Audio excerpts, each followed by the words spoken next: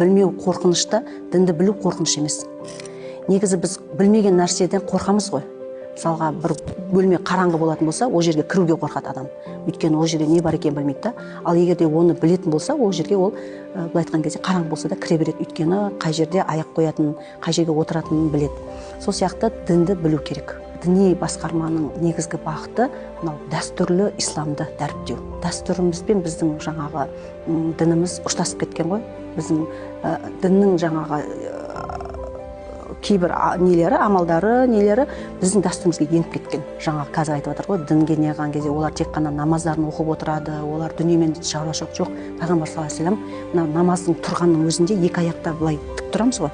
Соның өзінде екі дүниені бірге алып жүру деген нәрсе екен да. Айтады ғой, 3 сағаттық өмірің қалса, 5 күндік жаңағы қамыңды жаса дейді.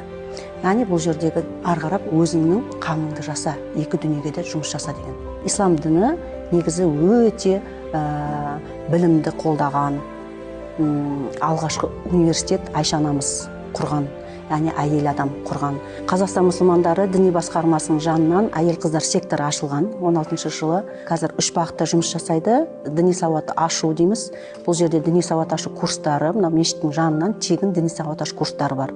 Бұл жерде олар имандылық сабақтарын, әдеп сабақтарын, сосын дін мен дәстүрдің ұштасқан сабақтары бар. Одан бөлек сосын Құран сабақтарын үйренеді.